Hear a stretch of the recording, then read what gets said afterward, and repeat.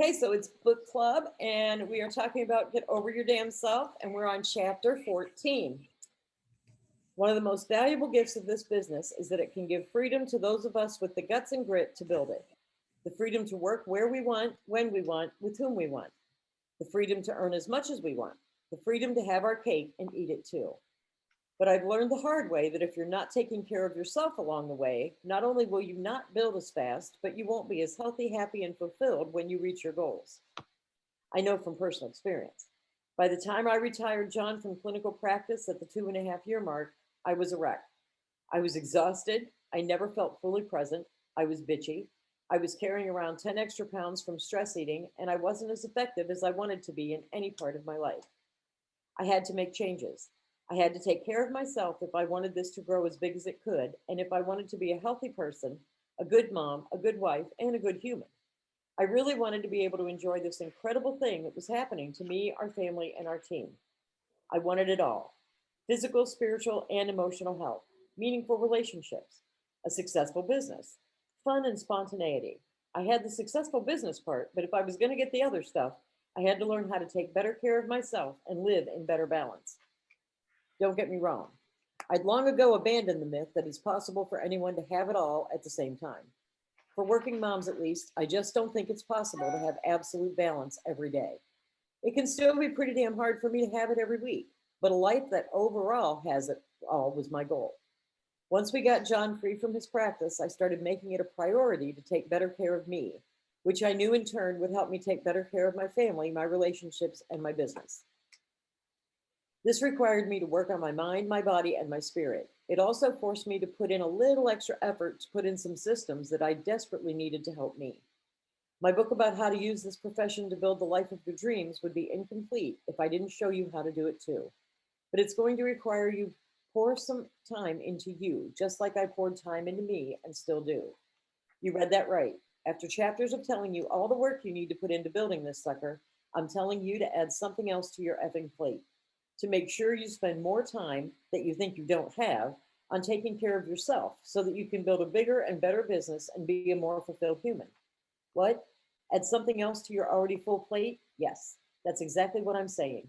If you just hurled an expletive at me, it's okay. I can take it, Jeff. 6 years ago, I probably would have thrown some pretty choice words at you if you had told me the same thing. But remember, we just found more time by getting you more efficient. Hey, I haven't steered you wrong yet, so please stay with me on this. I promise you that it's possible to build this sucker and take care of yourself at the same time.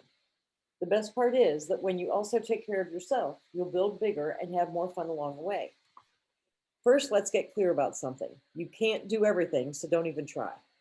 It's hard to juggle it all: kicking ass professionally, being there for your kids, and being present while you're physically there, taking care of yourself, and having enough left over for your husband and your friends. You certainly can't do everything you want to do while you're in startup mode with your business. I consider all builders to be in startup mode until their income is where they want it to be and their team is duplicating month after month. It's not that you're a failure if you're not doing it all. You're simply human like the rest of us. Learn to say no. In this biz, we celebrate no's. Hell, in this book, I told you to go out and get 100 of them pronto. Then why, oh, why do we have such a hard time saying no? This little word is one of the most important words to learn in order to be a CEO of a growing business while remaining a sane and happy human. When I started my business, I had to say no a lot. No, I can't take on extra clients just because you really want my expertise. No, I won't be able to teach Hebrew school this year. No, I can't head up the fundraiser for Montessori. It wasn't easy. I'm a woman after all, and somehow we've been programmed to believe we're supposed to do everything and do it well. But no got a lot easier to say the more I said it. And a feeling of great relief came with saying no to the things that weren't serving my top priorities. I also had to learn to say no to myself and those unrealistic expectations many of us set for ourselves. Do you ever find yourself rationalizing doing something you either don't want to do or don't have time to do because you think you should do it? I'm not talking about flossing or paying taxes. I'm talking about things like overcoming to volunteer activities, throwing a huge neighborhood block party for Valentine's Day because it's your turn. I wasn't shoulding all over the place, and I have a feeling you are too. The problem with shoulds is that they don't support our priorities. If they did, they wouldn't be a should, they'd be a want to or a must. Give me the name of a CEO of a seven-figure company who, when she was in startup mode, cooked dinner every night, cleaned her own house every week, didn't have any childcare help, and took on every volunteer opportunity offered to her. I'm serious. Send me a message on Facebook with her name, and I'll send you a free gift. I'm pretty sure she doesn't exist. Just like Santa Claus and Wonder Woman aren't real. They might be great ideas for people living in a fantasy world, but not for folks in the real world. So come live in the real world with me. It's liberating. I recognized pretty early on that if I was going to be one of those seven-figure CEOs that I aspired to be, I wouldn't be able to do everything either. I had to say no to some of the hats I was wearing in my life. One of those hats was chief of the house. I've always, chef of the house, sorry. I always loved cooking, and until I started my business, I was the cook. It was clear, however, that this chef needed to be chopped from the meal schedule at least part of the time, so I could have more time to talk to people. Dinners became more often meal assembly, thank you, Costco, or John started adding to his culinary repertoire beyond the infamous pepper chicken from early in our marriage. It was just chicken and pepper. I'm not kidding. Another hat was frequent volunteer. Before starting my business, I sat on nonprofit boards, led steering committees, and taught religious school for little ones. I'm not a superhero and operate on the same 24-hour day that everyone else does. So I recognized I didn't have the time or energy to focus on my top priorities, my family, my new business, my health, and serving my PR clients, and still do all the volunteer activities.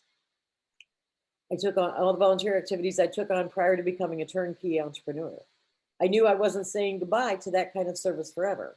In fact, once I had a lucrative business and the time freedom that comes with it, I was able to entertain requests for volunteering and choose the ones that spoke to my heart. While you're building your business, say no to anything that isn't one of your top priorities. I promise you, if you say no more often now, you'll be able to say yes more often later. Say yes to help. When growing companies, all CEOs invest in the necessary human resources and infrastructure required to maximize productivity and revenue. Could she have used more big words in that one sentence? In our profession, we need a fraction of the resources of traditional businesses because we get to tap into the infrastructures of the companies we work with. But that doesn't mean we don't need help, because the bigger your business gets, the more help you're going to need and want and be able to afford. I remember an eye-opening conversation I had with my then client, Nell Merlino.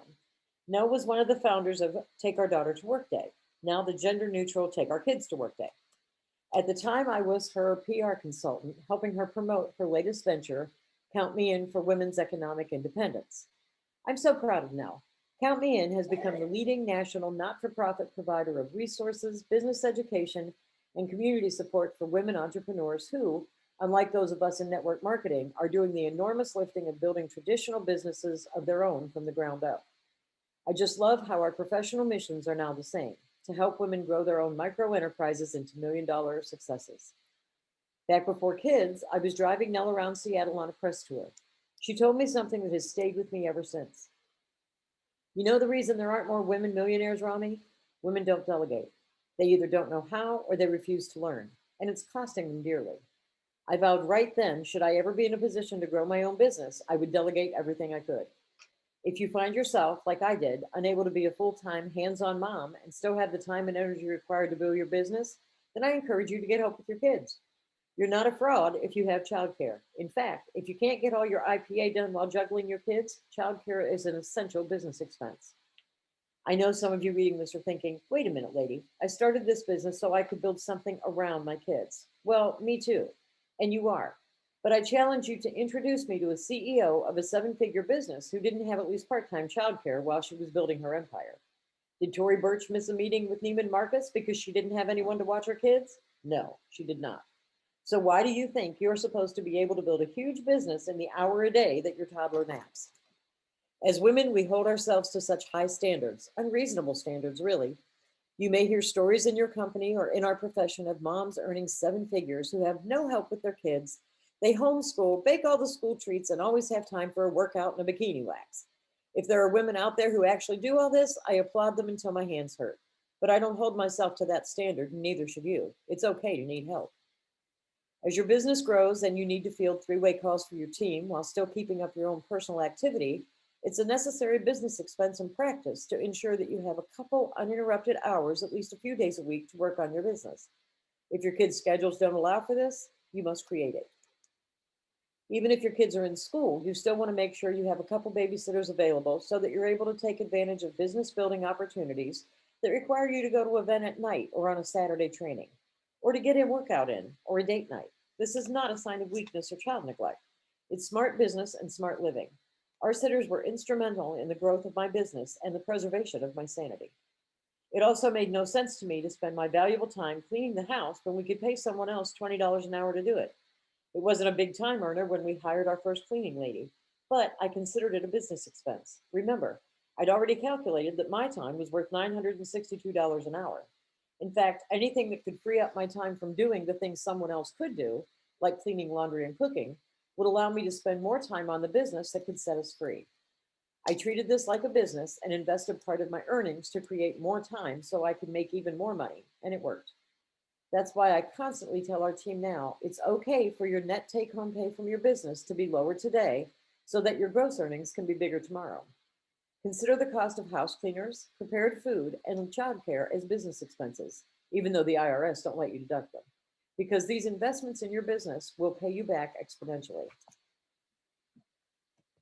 Anybody have anything on any of that yet? I know I have my childcare under control here, but Yeah, I do too. I'll have my childcare back on track April 6th when Delaney goes back to school 4 days. there you go. Not that she needs childcare, but as I was reading this, I'm thinking, I've got a 13-year-old. She's more than capable of helping do this stuff like cleaning, laundry, so I don't have to pay her. Well, I sort of do. Allowance. It's like, I need clothes, that kind of thing. Yeah. So, but yes, women don't delegate. They want to do it all themselves. That is a big thing, I feel. I learned to delegate a lot of that stuff early because there was so many of them that I'd have killed everybody. But by the time Brittany was in first grade and Serenity was in 7th grade, they all did their own laundry. And yeah, I did laundry 1 day a week. I did mine and Michael's on Saturday and all the sheets because I did the sheets because I knew if I let them do their own sheets, they'd never change their bed. So I was like, everybody has to bring down the sheets on Saturday. I would wash them, give them back, and they had to put them back on. They weren't. I'm like, yeah, that's how that's working. But yeah, I'm a big one on letting people do what they're old enough to do. Yeah. Well, learning to say no. Yeah. Learning to say no was a big thing for me, and it still is. I said no to somebody this morning, and it felt so good afterward. There's some people it's easier to say no to than others. Yeah, Agreed. but it is because I have so many people that reach out, hey, can you do this, or can you take me here, or can you, whatever it is.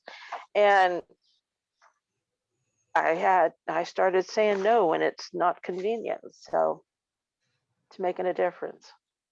I just say no to the bikini wax.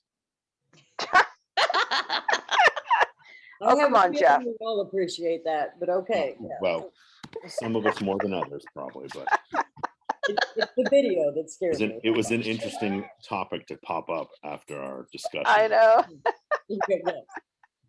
know. I find that like saying no too, because Delaney's at the age, where there's all kinds of volunteering, and I like to help and I like to be involved, like with the school. And, I'll get in my head like, oh, I remember a conversation with Dwayne, like before COVID. I'm like, I'm already on, I always try to be on the PTA, whatever school she's at. So I do that.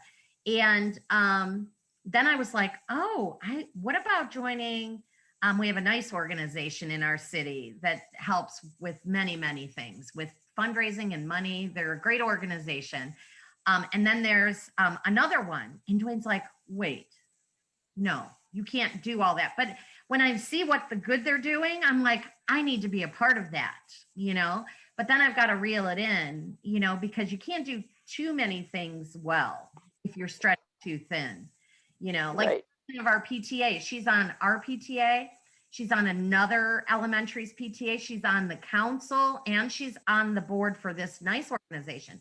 and she's a hot mess sometimes. And it's like, you can't be on all of these boards.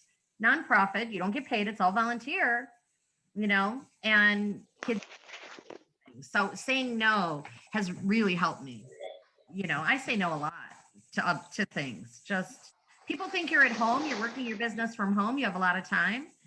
Yeah. I don't know how I worked a full-time job, like 70 hours a week work and do this business. I don't know how I did that back then, because Well, it's day.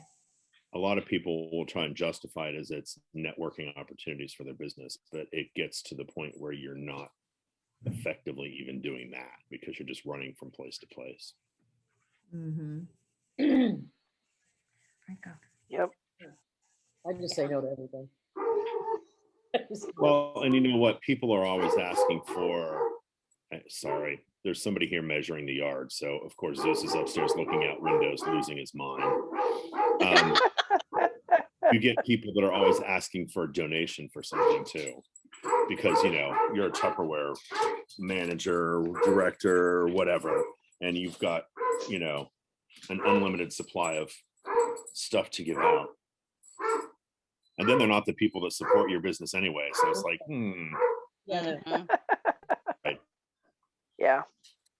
I liked that she really pointed out about how she works on her mind and not just her business, that she really works on the balance, and that, some days the balance is good and some days the balance is not so good. And that just, I guess it gives me hope because there are definitely days where my balance is not where it needs to be. And, I wake up every day and try to do better. So, and working on, I'm a big proponent of working on your mind too. So, and that's definitely something that's a big priority for me right now. Yeah, you're not alone, Amy. No kidding. Mhm. Now she's going to tell us all the things we can say yes to. So Oh, okay. here we go. Great. Exercise. Yeah.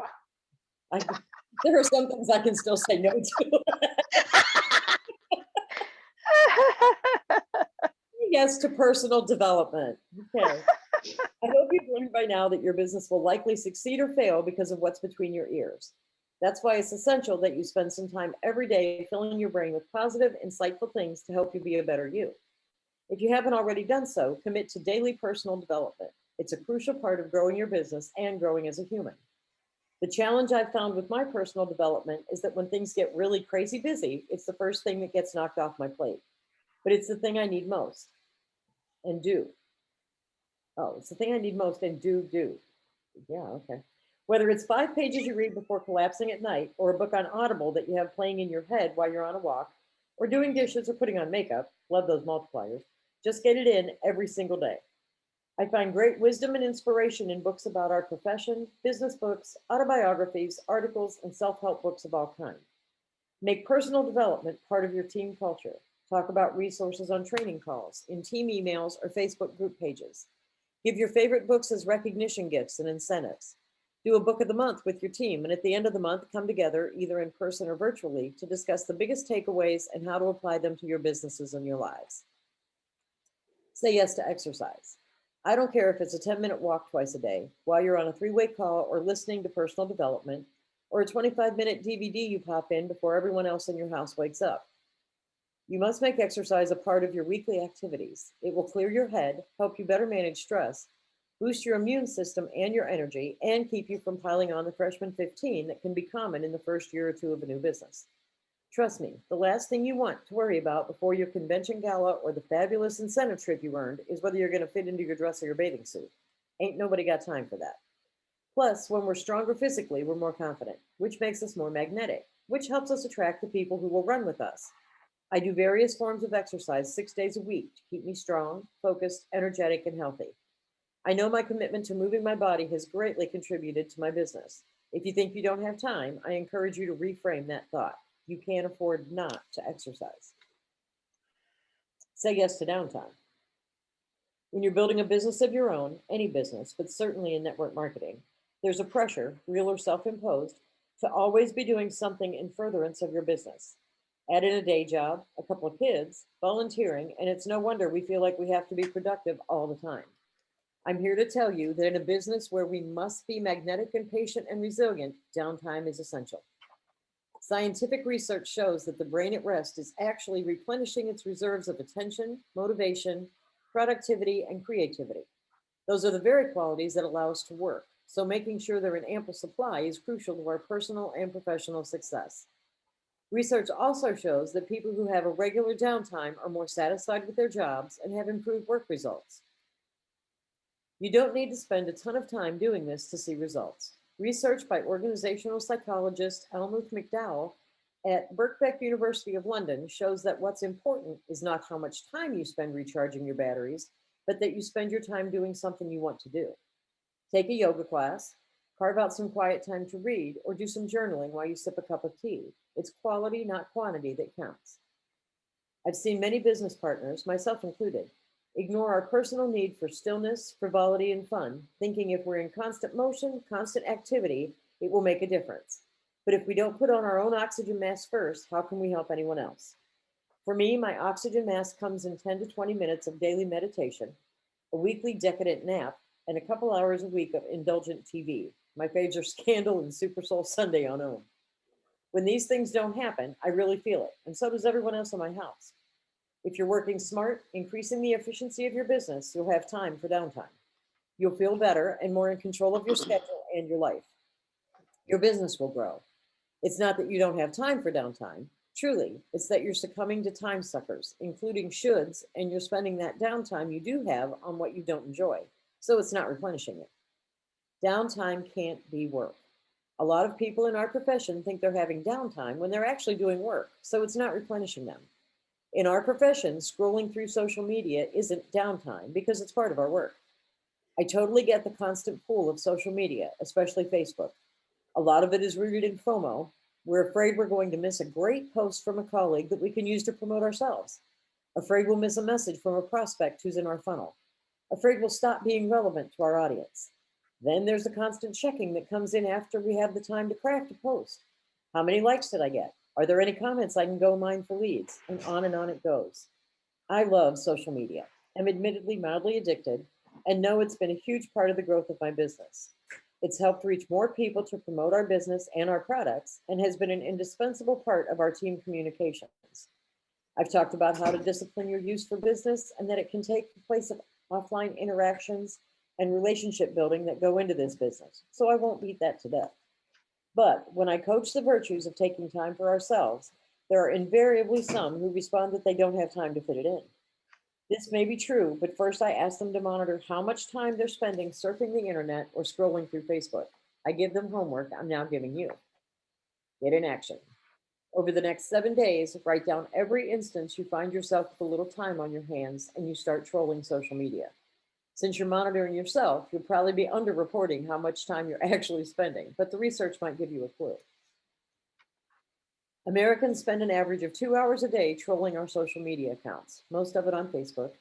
And in our profession, it's likely more. 2013 study, whatever.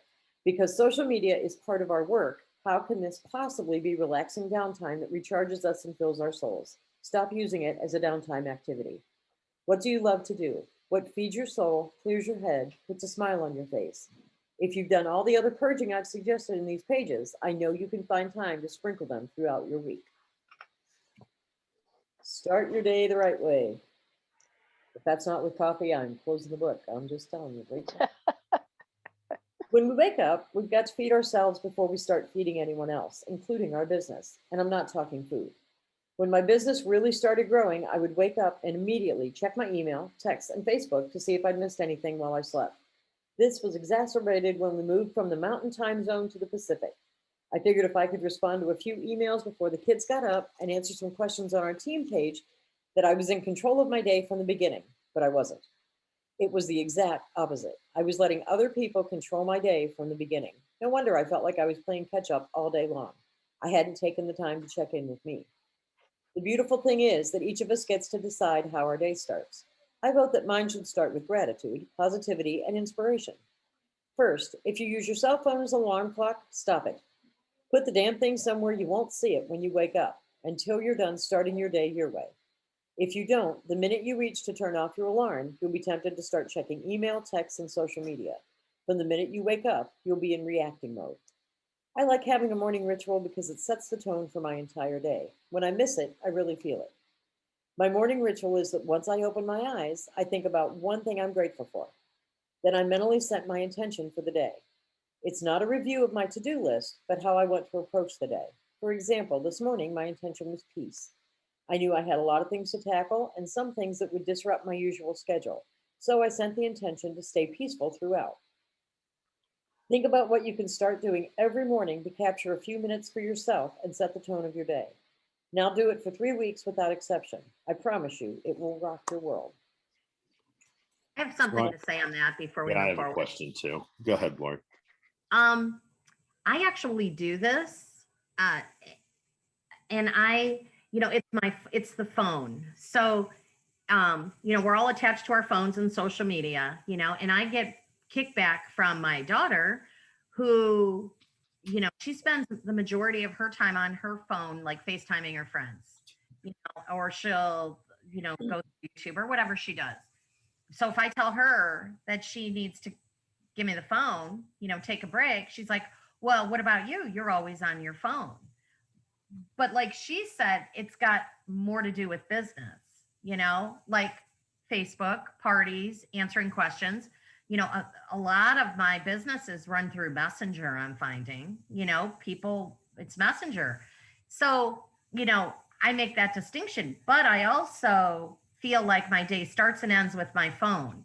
And I don't use my phone as an alarm clock. I use my Versa, my watch, as an alarm clock, but I turn my phone off. It goes into sleep mode, like from, or do not disturb from like 11 to 7 a.m. But sometimes I turn the phone off when I'm done, like for whatever reason, I'm done answering questions. Customers and team members get very, very active in the evening, very active in the evening. And I think with having people working from home, people don't have any kind of radar in their head, like, oh my gosh, it's 10 o'clock. I shouldn't be messaging someone about a seal I need replaced. But, back in the day, you would never call anyone after 9:30 because, oh my God, the house will go in an uproar. Someone's in an accident, People don't have that radar to cut it off. So when I turn my phone off at night, sometimes I turn it, and I do turn it off all day, all night. Sometimes I turn it off at 10 because I'm done, and then I'm not on Facebook. I'm just done. And I wake up at 6 in the morning usually, and I don't turn my phone on until 8:30 or 9, because I feel as soon as I turn my phone on, I've started my day. The only time I'll turn the phone on is the days that Delaney goes to school, just in case. But that's what helps with my mind, So I do not turn my phone on in the mornings until I'm ready to start my day. And what she said, it helps. So I don't know if anyone else does that, but I do it every single day. I just, What was your question, Joe? Well, I was curious as to why she made the comment that if you are waking up and looking at your phone and start dealing with messages, texts, whatever, why she thinks that that's you're playing catch up the rest of the day. I don't get that, because the first thing I usually do in the morning is I'll check my phone. I don't usually respond to messages right when I get up, because I'll do the whole shower, get ready thing, come downstairs, get my coffee, sit down at my laptop, and then that's when I deal with, because I hate reading email on my phone because the screen's so small and my eyes are shit. So So- here's what I find with that kind of stuff, and I don't know why she says you're playing catch up, except that maybe you just didn't take the time for yourself to get started. That's what Okay. she said at the end of the first paragraph on that page. She said, no wonder I felt like I was playing catch up all day long. I hadn't taken the time to check in with me. So she skipped. Okay, That's why she felt like. gotcha. The other thing, even with having the phone on all day, and my my phone reminds me to go to bed at 1 o'clock in the morning, and it wakes me up at 6. So there's that. But I have found over the last couple years that when you answer texts and messages immediately, then when you can't, people think you're ignoring them. So I have tried to give myself, like if a text comes in and I can see that it's something somebody has to know right this second, but I have learned that they do not need the seal number within the next 8 seconds. They really, really don't. And if they do, they would learn where to look it up. Or they'll find, right, or they'll find someone else to help them. Yeah, or they'll just Right. post it in general, you know, just like Right. somebody. But because I think a lot of what happens with text messages and private messages and things like that is it's somebody else not wanting to do what they need to do. So they're just going to put it out there and see if somebody else will do it. Oh, yeah. And I don't know if I was telling you guys this, but my phone has a, where I can like pull my alerts down. And if one of you guys sends me a PM, I can see Amy Beebe, one message. If I'm not ready to answer that, I don't even open it. So I'll swipe it to get rid of it because I feel personally, they see that I see it. And if I don't respond relatively quickly, it feels rude. So if I'm not ready to do it, I don't look at it.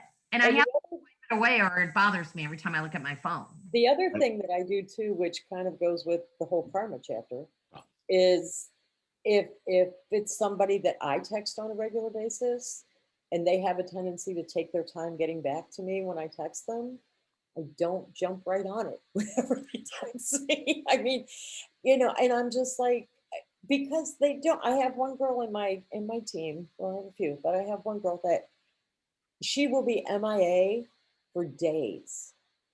But when she has a question or she wants to know something, if I literally do not answer that text within like the first minute after she sends it, she'll send me a private message. And if I don't answer that, she'll call me. And she's like, I asked you a question. And I'm like, dude, I was going to the bathroom. I take showers. It's okay. Sometimes it's just the putting the phone, like I don't turn it off during the day, but we always have it near us. It's just the action of like, I'll plug it in like here in the kitchen and I'll go somewhere else.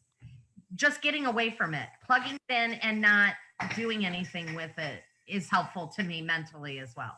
Well, and with the kids, that's not just our businesses, that's just life in general. We're so like, it's an extension of our body, our phone. And I mean, I'm guilty of that as well. But yeah, I tend to, like, when I see who's texting me, I've got one team member in particular who will shop for answers. So I'll get a text message from her and then there'll be a group text message with Kevin and I, or Kevin will text me and say, hey, so-and-so contacted me about this. And I'm like, oh, for crying out loud, I've already answered it. So I go right back at her. I'm like, so you didn't like my answer, so you went and asked Kevin. And I said, I'm 100% positive he told you the same thing. She goes, well, and I'm like, yeah. So I'll let her text messages sit for a couple of hours before I answer them, because 9 times out of 10, if she doesn't get an answer out of one of us right away, she'll go and find it on her own. Okay. So I mean, it is kind of, it's almost like we have to learn the behavior of the people that are messaging and texting and calling us, because I don't get a lot of calls, but messages, yeah, I screen them. I mean, if Amy Beebe is messaging me, I usually delete those notifications too. I'm kidding.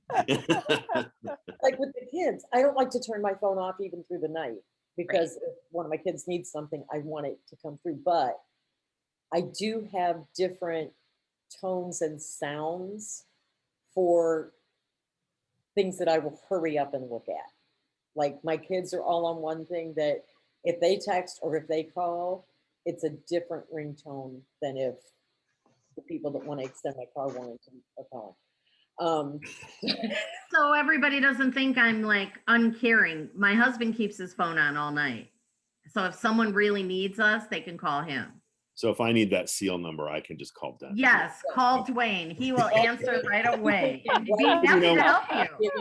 But you know what, Lori? When Delaney's in college and away, I'll bet your phone is not off. Oh, it probably won't be. Right. Yeah. So I mean, Yeah. you have the ability to do that right now, and by all means, do it. No, it's You're right. Yeah. Yeah. Or when she starts being out past when it's time for me to go to bed. Right. Well, your time to go to bed will totally change. I promise you. Yes. Those of you that need to be in bed by 10, once your kid's curfew is 12, all of a sudden you don't sleep until 12:30. It's Well, you know what? And I feel the anxiety already, because, with the time change and the dark and, like she'll go to her friend's house that's in our development, but where I can't see, and I've gotten over that. I used to be like, oh, you're going to be behind the bushes. I can't see you walk. I'm fine with that. So she goes, and it's more like she'll leave at 2, and I'm like, what time are you coming back? She'll check in, and I'll back by 7:30 or whatever, when it's light. Well, one day she was not back before dark, and I went outside and I was looking up the street like 5 times, and then I called her and her phone was dead, but she was on her way. But it's that anxiety. Like when it gets dark, I feel like a big van is going to come, a big pan is going to come right at dusk and scoop up all the children that are walking home. Watch too much TV, I think, right? Like a rickety van that has no windows that you can see, right? Open the door and they're going to grab all the kids. Everybody that's out. Yeah. Yeah. Lori, I'd have been in the car on my way down to get her. Well, now we know why you had those trees. Yeah, cut Mom, I down. can't. It wasn't pitch black, but it was dark enough for me. If I can't see you, I don't know. Are you kidding me? If I park in a parking lot beside one of those vans, I'm afraid to go to my car. Well, I think They we don't watched just too much scoop up television. children, they get everybody. That's funny, Melissa. If like me, I figure good luck. Oh, I'm loud. I can be really loud. I'm going dead weight, and you're not picking me up and putting me anywhere. I guess I watch too much, like, Criminal Minds and SVU, like you're coming out of the grocery store, they want you. Oh, man, so yeah, it's irrational, but It's like those memes that say they're always after thin people, good looking people. So I'm just going to keep eating my cake, my donuts, my chips. Where did I we think go? we all agree the phone's got a lot to do. Absolutely. Yes. Business. And it's If I not was like not I in said. Tupperware, What's that? if I was not in Tupperware, I don't think I'd be this popular. Honestly. Yeah, but see, if you Think weren't about in, who contacts you. Is it people you knew before Tupperware? Like, are you inundated with like friends from high school? And no, Not unless they're working for telemarketers. but Well, you if know they're what trying I'm to sell me saying? a car Think about warranty. that. Yeah. A lot of our communication is Tupperware related. Really. Right. Yeah, and if you Right. doubt that, go look at your friends list on Facebook. Right. It's either Yeah, so- it's either Tupperware people or the extended car warranty that call me. So y'all were talking about all these messages, all hours of the day, blah, blah, blah, from these people. So I actually tell my team, I say, listen, you are welcome to call, text, mostly I say text or message me anytime you think of a question, because if you're like me, I'm not going to remember the question when I wake up in the morning that I need to ask you. My phone times out on notifications from 11 o'clock at night until 7:30 the next morning. And but sometimes, if I'm with doing family stuff, I'll have my phone on vibrate and I will get to you as soon as I can. But if you're, I have a couple of team members that work till 1 o'clock in the morning. And so if they think of something and they want to text me on their way home or, message me on Facebook, I tell them, awesome, do it. I will get to you as soon as I can. Like when I wake up the next morning, I will get to you. And they're great with that. They're like, oh, okay, really? And I'm like, absolutely. If I'm awake, I'll answer you. If I'm not, you'll get it when you get it, I've started finding that too with people in different time zones. Exactly. Yeah. Yeah. Because I've done parties in different time zones. And so I'm like, just message me when you think of it and I'll get to you as soon as I can. Well, I have team members in like Oklahoma. Right. And so whenever they text at our midnight, it's 10 o'clock there. Right. and they're just getting off work or they're just getting home and they don't even and I've had the one girl, she's apologized to me more than once about, I'm sorry it's so late, and I'm like, don't worry about it, because if I'm asleep my phone won't wake me up, promise. Right. Well, that's why I have my notifications time out, because it will wake me up. Yeah. So I don't get any notifications unless they're in my like what is it? It's like a special group that you like designate, which is all my family, because if they're emergency calling me when my phone is, not on anymore, then it's an emergency. Yeah. So Honestly, once I'm asleep, until Apple comes out with a phone that sits up and slaps me across the face, there's no getting my no, I wake up. I'm the same way, Jenny. Once I fall asleep, that phone can ring and it's sitting right beside my head on the nightstand. I don't hear a thing. Now, if the dog gets up and starts gagging because it's going to puke, that eats it straight up in bed. Like it's like the Apple phone slapped you across the face and told you to pay attention. Priorities, right, Jeff? Well, I don't know what it is about that, but that dog gagging thing, it's like an instant wide awake, jumping up, grabbing paper towels, looking for where they went, Oh, I get it. I hear it from another room, and it's like a bomb. Yeah.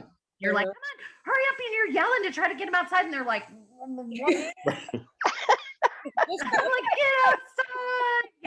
It kind of startles them, so they stop puking if they Right. can't. You know. I'm with Okay, you. wow. I mean, okay, you told me about what you were talking about when I came up before I got on. Then we're talking about bikini waxing. Now we're talking about dog puking. I mean, come on, let's get back to the book. The bikini waxing was in the book, in my defense. It was. Okay, I'll give you that. Okay. When- There's still quite a bit of this chapter. Okay, let's go. Gosh, Jeff, stop. Unplug, Jeff. This one's really hard for me in the first few years, but it's so necessary to have set times when we completely unplug from our work and technology, daily, weekly, and for longer stretches every year. Research shows that unplugging leads to greater productivity and actually helps your team develop their own skills in leadership. That's a nice way of saying when we ignore them, they have to figure it out for themselves. Yeah.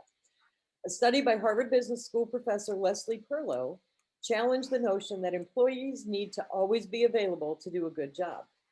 Perlow's findings, outlined in a recent article in the Harvard Business Review, involved teams of consultants at Boston Consulting Group, a company known for its hard-driving ambitions and career-focused workforce. We're not employees, but her findings are applicable to turnkey entrepreneurs like us who build and lead teams. One of her experiments involved a team working on a project for a new client, and everyone in the group was required to take one full day off a week. In a second experiment, which involved a team working on a post-merger restructuring project, she mandated that each consultant take one planned evening off a week, during which the employee could not work after 6 p.m., even to check email. She found that participants who had regular downtime reported greater satisfaction with their jobs, increased likelihood that they would envision a long-term career at the firm, and better work-life balance compared with BCG employees not taking part in the experiments. Participants' work benefited. The experiments resulted in more open communication among team members, which sparked new efficiencies with how the team delivered projects. Additionally, Perlow found that since colleagues weren't available all the time, it forced coworkers to better understand others' jobs, gain new skills, and problem solve. Just like the subjects of Perlow's experiments, we all need to have time when we completely unplug. That means turning off our phones for a period every single day so that we can be fully present for something other than our work. I do this during the kids' homework time and dinner time, so our kids know they have my undivided attention. 2 nights a week after the kids go to bed, I shut off my phone so John has my undivided attention. It's also important to unplug from work 1 day a week. I understand if you're working your business alongside a full-time job, it may seem impossible to take off an entire day and still get in the IPA you need. But I encourage you to spend your business building time on true IPA and practice the efficiencies I've taught you. I'm willing to bet you're actually able to completely unplug 1 day a week and attack the other 6 with even more gusto and efficiency. I'm also a big believer in unplugging from our businesses for a string of days, once or twice a year. Even if we're routinely practicing downtime activities and unplugging regularly, human bodies and minds need vacations to avoid burnout and be able to bring ourselves through our business and personal lives the rest of the year, our best selves. Besides, a vacation isn't a real vacation if you're working through it. Plus, you're not the only one who needs you to take real vacations. Your team needs to see you do it. Everything duplicates, and you want them to duplicate a balance between work, their families, and self-care. Your kids need to see this as well. How can we possibly raise children whose heads aren't always in their devices, who know how to be fully present and have actual conversations while looking at other humans in the eye, if we're not modeling it for them? We can never ask our teams to do the things we're not willing to do. The same applies to our kids. Let's teach our kids to work hard in a focused and efficient way and to also enjoy the rest of their lives. Still not convinced you can unplug? Try it for a month. If you're doing everything else you should be doing throughout your days, weeks, and year, then soul-soothing unplugging will actually improve your health, happiness, and bottom line. Celebrate little victories. Get in the habit of rewarding yourselves for the effort, the activity, not the outcome. We all do things that are little victories every day, but we sadly don't acknowledge them. Making calls to 5 new people, reaching out to the scariest person on your chicken list, having a frank conversation with your business partner about her goals and lack of activity to meet them, even though it was really uncomfortable. It's the little victories that lead to the big ones, and celebrating and rewarding ourselves for those successes along the way keep us motivated to keep going toward the big, hairy, audacious goals. When you make acknowledging and celebrating little victories a part of your team culture, it will make a big difference in the confidence level of your team members. If you're a parent, I encourage you to celebrate little victories both in your efforts and your kids too. Building a 6 or 7 figure business is hard. It takes courage, discipline, grit, vision, and a big set of cojones. Cojones? Cojones. Sorry. Cojones. I wasn't reading in Spanish there. I was confused. Silent J. Messed up. Some days you're going to feel like you're failing miserably and that you'll never get where you want to be. But I'm living proof that you can and you will. It takes time. So in addition to being kind to yourself, practice patience. That doesn't mean you should be complacent or not attack your business every day with commitment and excitement. But while you have complete control over what your personal IPA is, you have no control over your personal numbers game and when runners are going to join your team. I love what Warren Buffett said. No matter how great the talents or efforts, some things just take time. You can't produce a baby in 1 month by getting 9 women pregnant. Be patient. It will happen. I know people that have tried.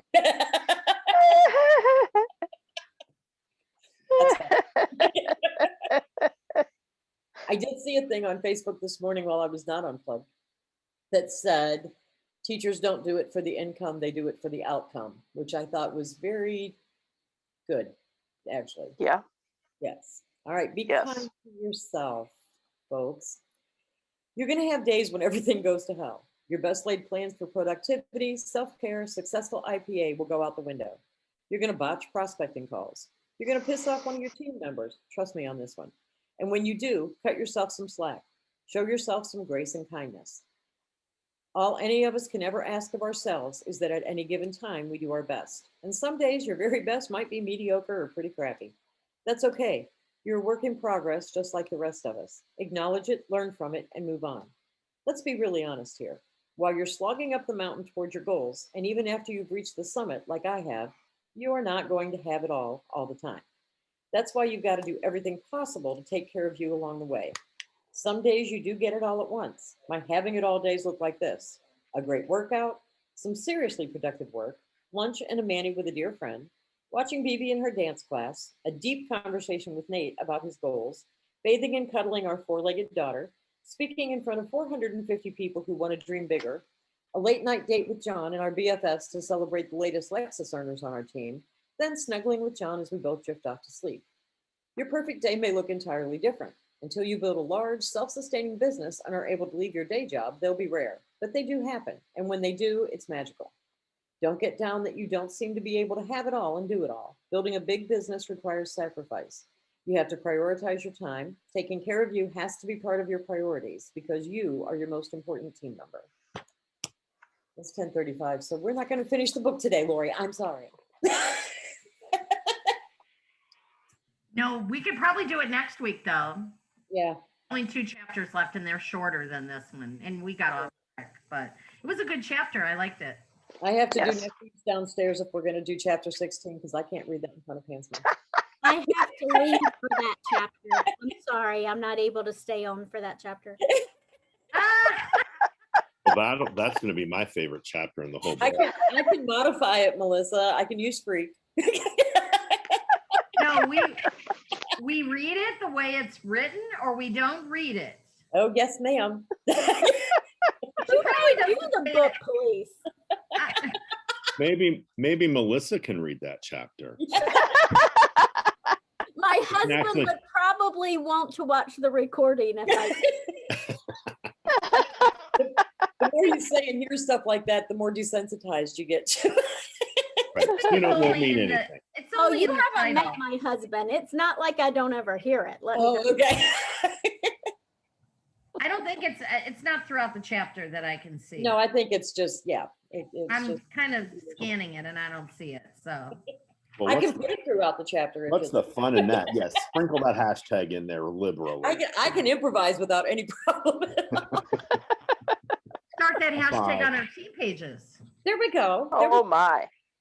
I was going to say, Start. according, Let's start it on Tupperware US and Canada and see where we end up. Thinking starting at a lower level like champion, but go for Tupperware. You know, if we go for the big stuff, Right. then it filter down through, right? Yeah, Yeah. well, if you don't want Yeah, your job filter. anymore, that's fine. Oh, all right. Well, this has been way too much fun. It has been. I know. And I'm so glad you all could join us. Join us next week for even more fun.